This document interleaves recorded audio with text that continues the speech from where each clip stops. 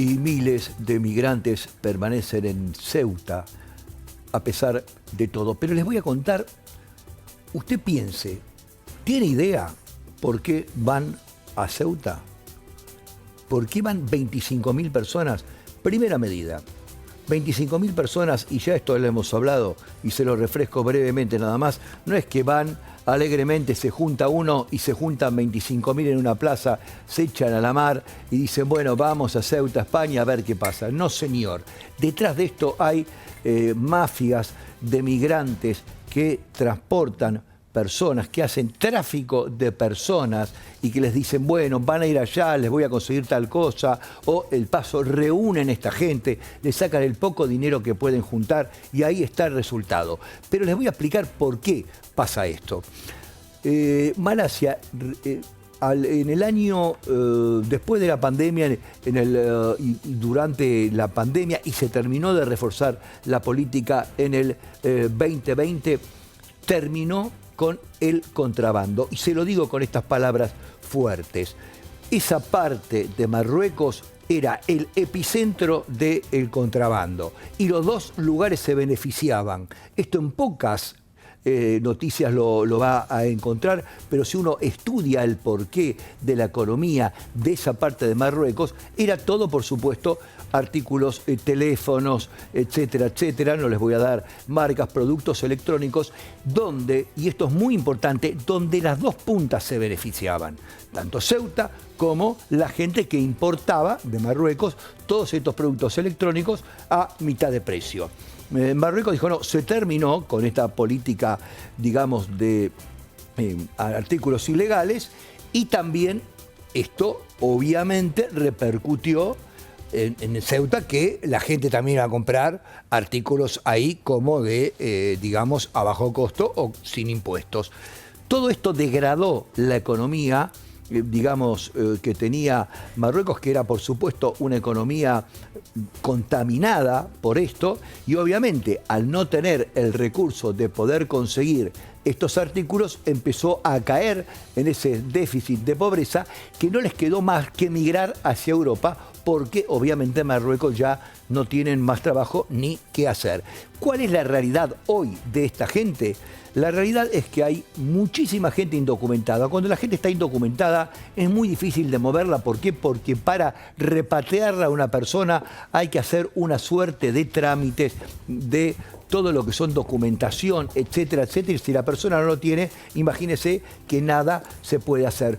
Por otro lado, tenemos que hay 7.000 chicos, que no son pocos. 7.000 niños. Está trabajando Save the Children, está trabajando Cruz Roja, está trabajando la Medialuna Roja, y muchos de estos 7.000 chicos también están indocumentados. Entonces hay todo un problema, una crisis de entramado social muy, pero muy grave.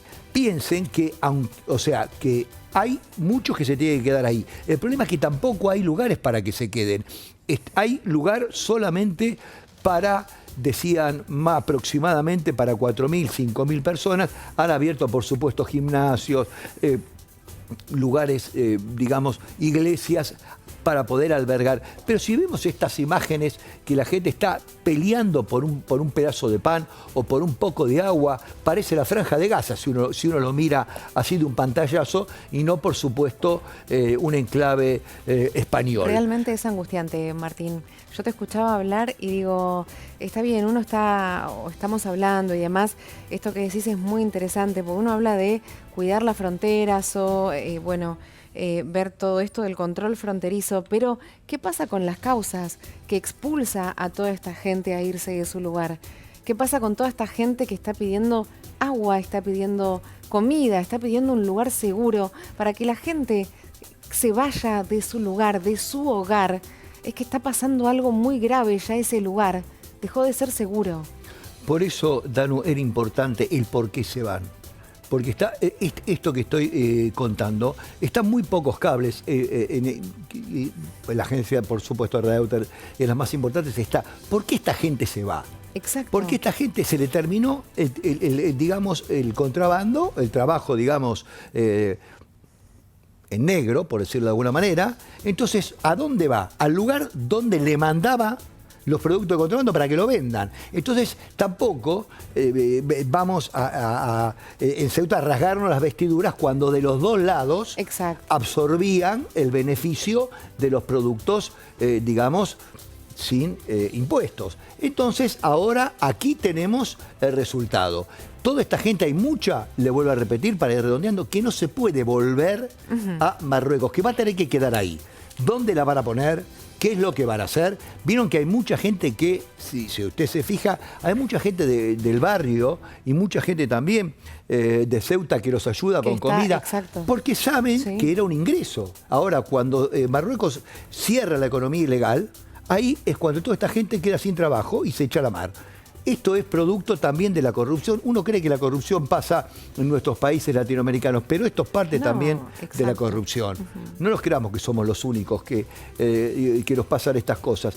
Acá lo grave son niños, son gente que no tiene trabajo, hay hambruna, no se sabe qué hacer, no se sabe dónde los van a ubicar, hay muchos que no los van a poder repatriar y hay que ver qué se hace con 7.000 niños, por ejemplo, que no los pueden devolver. ¿Y qué hacemos con los indocumentados? Total, yo siento que más que de repente en este momento la urgencia es la ayuda humanitaria y no tanto tal vez el control fronterizo. Ahora hay que suplir la emergencia de toda esta gente. Por supuesto, lo primero, y para ir redondeando, es obviamente, número uno, ayuda humanitaria, y una vez que eso se estabilice, ver qué se hace desde el punto de vista administrativo con los migrantes.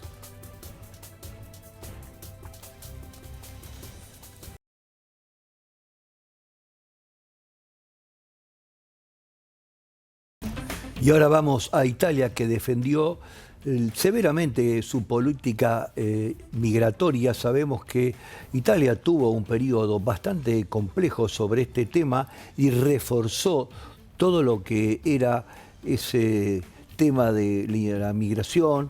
Entonces, lo que hizo básicamente, ahora tienen el 80% menos de migrantes que tenían antes, por supuesto, con una serie de medidas que fueron muy drásticas. De esto se agarró el gobierno italiano, el señor Tajani, para hacer y elaborar duras críticas sobre España, por qué les pasa eso, porque tienen políticas laxas, etcétera, etcétera. Y, por supuesto, ellos al poder aplicar una política muchísimo más dura, convengamos que Italia hoy por hoy tiene una política migratoria mucho más severa que lo que tiene España. Si uno ve, a ver, en otro de los casos, ¿no?, los que son legales, España tiene mucho más abierta la inmigración para hijos y nietos y es mucho más complicado hacer la ciudadanía italiana. Tienen, a ver, diferentes tipos de políticas migratorias. Antonio Tajani defendió la política migratoria de su gobierno y respondió, como le decía, duramente contra las políticas de España. Aseguró que los desembarcos irregulares que sucedían en Italia cayeron, y escuche bien, un 80%, por supuesto, eran miles de migrantes que llegaban. Entonces, por eso tomaron este tipo de decisión. Tajani afirmó que los desembarcos irregulares registrados entre enero y julio del 2026, como les decía recién, disminuyeron un 80% frente al mismo periodo en 2023. Se lo atribuyó al descenso del trabajo del gobierno, al accionar del gobierno italiano y los acuerdos firmados con 8 países de la región sobre el tránsito y la documentación. O sea que estableció una serie de acuerdos con países linderos como para tener una política, digamos, de ingreso al país muchísimo más estricta. El ministro también señaló que más de 5.000 migrantes llegaron a Ceuta, y aparte el gran problema que tienen es que no pueden ser repatriados ni enviados nuevamente a Marruecos. Ante esta situación planteó interrogantes sobre su futuro y el lugar donde serán trasladados, por supuesto. Tajani defendió además la suspensión de Schengen, que era lo que les contaba, esta zona representada por 21 países europeos, y sostiene que también hay que hacer una reforma importante desde el punto de vista laboral en esa zona para que no sea tan laxa digamos, el pasaje por ahí y que se endurezcan las políticas. Recordemos que Schengen tiene un acuerdo donde uno puede circular sin pasaporte por estos 24 países que lo componen, y esto, por supuesto, para la gente que está indocumentada era un gran atractivo. Entonces, por supuesto, hay que hacer una reformulación de las políticas migratorias. El debate muestra una diferencia de enfoque dentro de Europa. Controlar las fronteras no resuelve por sí solo lo que hay que hacer y con quiénes hay que hacerlo, sino también hay que ver qué es lo que se hace con la gente que está. La crisis migratoria vuelve a poner a prueba la capacidad de Europa para combinar el control fronterizo, la cooperación y, por supuesto, la protección humanitaria.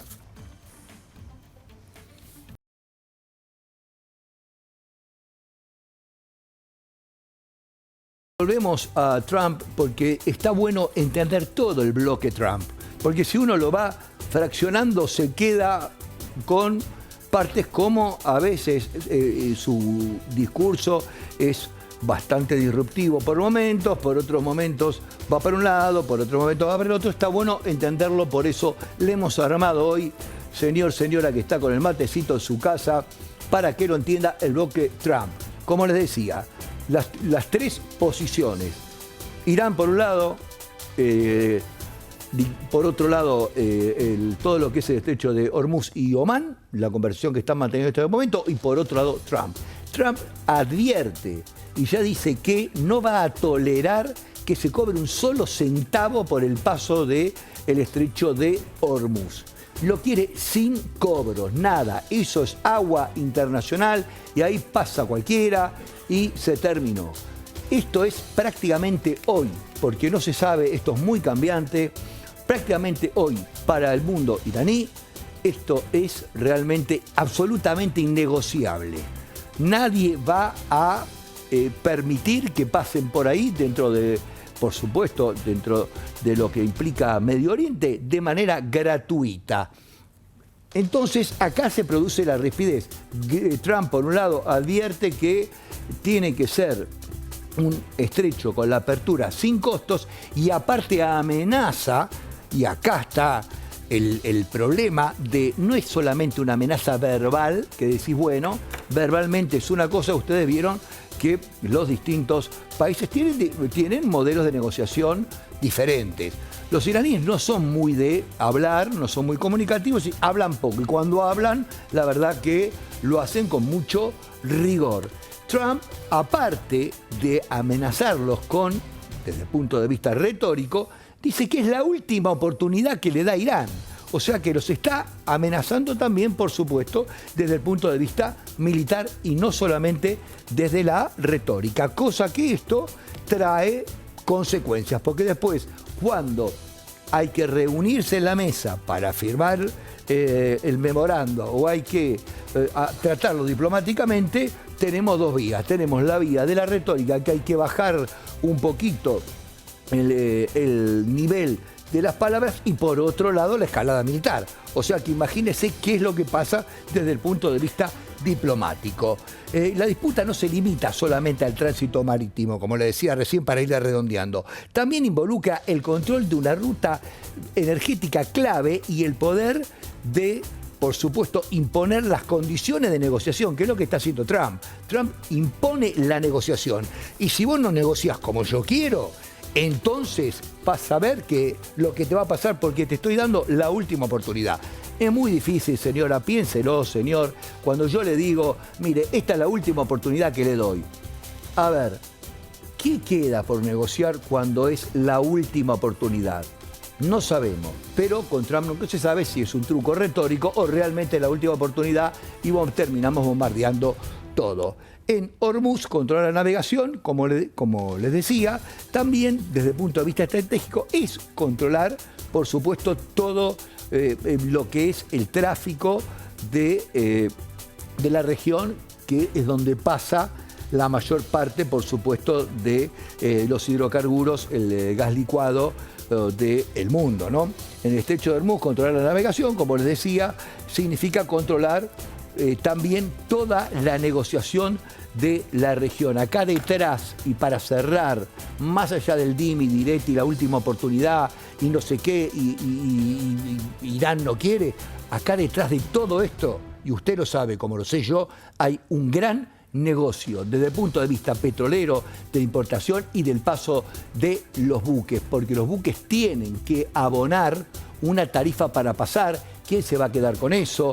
En fin, hay muchísimas cosas atrás desde el punto de vista que no se mencionan en casi ningún lado, desde el punto de vista financiero, que hasta ahora no se han nombrado. Hasta ahora se nombra la guerra y lo que yo quiero hacer o no hacer. Pero detrás de todo esto hay un gran negocio que es el FIT que tienen que pagar los barcos para poder pasar por el estrecho. Pero de esto nadie habla. Vamos a ver qué pasa en esta semana. Sí, es realmente la última oportunidad o Irán se sale con la suya cobrando un FIT para que pasen los barcos del mundo. Ya veremos.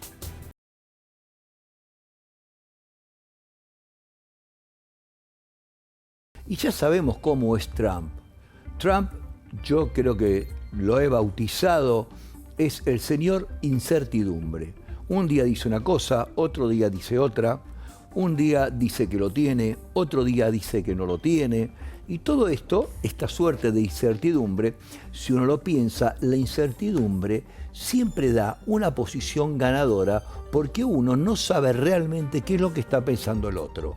En cambio, quien tiene quizás una forma de comunicación más certera de decir, bueno, es esto o la nada, sabe perfectamente dónde está parado. La incertidumbre crea esto, inseguridad e inestabilidad. Y me parece que en estos conflictos geopolíticos, donde está el juego en este momento, el petróleo del mundo, la paz, etcétera, etcétera, la incertidumbre pone, digamos, a la gente con los nervios de punta, por supuesto, y también, no solamente a la gente, también a los mercados. Cuando está abierto baja el barril, cuando está sube el barril. Pero ¿qué es lo que pasó ahora? A ver, Trump lo que dice y lo que afirma que el estrecho de Hormuz, por supuesto, está abierto, que no hay problema, y etcétera, etcétera. Y también afirma que le va a dar, digamos, que tiene una última oportunidad Irán. Fíjense que son todos metamensajes, ¿no? ¿Qué dice? Trump afirma, Irán, tenés la última oportunidad. O sea, vuelve a advertir a Irán. Todo esto, señores, es política. Es ver hasta dónde tiro de la cuerda y cómo reacciona el otro.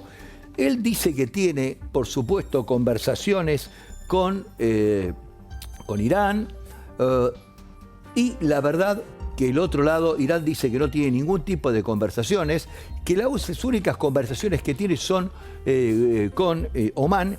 Le explico, usted sabe que el estrecho hay una parte de Hormuz, que es la más amplia, y está la de Omán.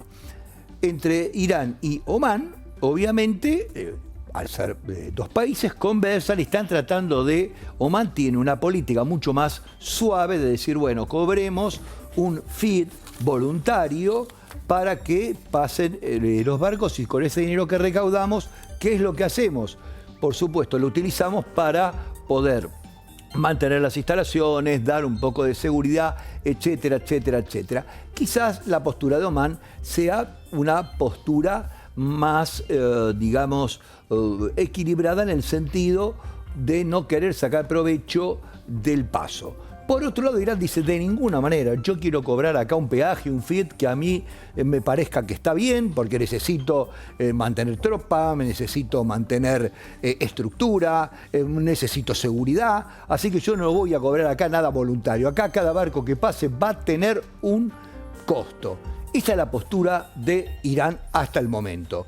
Por otro lado, Trump, ¿qué es lo que quiere? Que esto vuelva a ser aguas internacionales. ¿Qué significa esto? Que pase cualquier barco mercante, por supuesto, con petróleo, con gas, con container, de manera libre. Irán le dijo, no, de ninguna manera, acá yo voy a cobrar. Y Omán, por otro lado, así ya tiene las tres perspectivas del conflicto geopolítico-social que se está viviendo. Omán dice, no, yo quiero un pago voluntario. Irán, yo voy a poner la digamos, el fit que yo quiero, y Trump dice, esto va a ser agua libre y acá pasa lo que pasa libremente. Estas son las tres posturas, esto es lo que se trata de, digamos, ordenar. ¿Qué dice Irán? Que no tiene ningún tipo de reunión, que nunca habló con Donald Trump. Ahora Trump, como se puede imaginar, se despachó a gusto en su red social Truth Social, diciendo y adjetivando con todo tipo de improperios contra Irán. Primero, diciéndoles que no son confiables. Segundo, que ruegan reuniones y después dicen que ellos no pidieron nada y que solamente hablan con Omán. Todo esto dicho en Truth Social sin ningún reparo.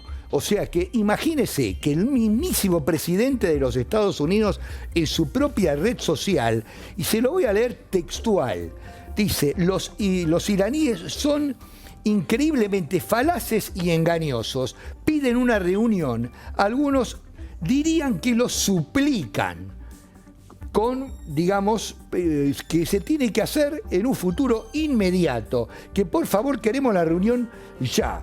Y después terminan diciendo que ellos no pidieron nada. Estas son palabras de Trump en su red Truth Social. Teherán afirmó que las únicas conversaciones que mantiene son con Omán, como les explicaba, con Omán, para pactar el acuerdo que les comentaba recién del estrecho de Hormuz. Y por otro lado, Trump insistió en que ya está completamente controlado Hormuz por la Marina de Estados Unidos. O sea que la verdad es que todo esto es un dimes y diretes, pero nada hay en concreto. Son tres posturas distintas. En Hormuz, controlar la navegación también significa tener la ventaja estratégica de toda la región. Por eso, señora que nos está viendo, entienda que la clave es esto. Quien tiene el control de Hormuz tiene el control de la región. Nadie pensó que Irán tenía bajo la manga este dominio tan poderoso de Hormuz que le está contando tanto a Trump poder destrabar. Vamos a ver qué es lo que pasa.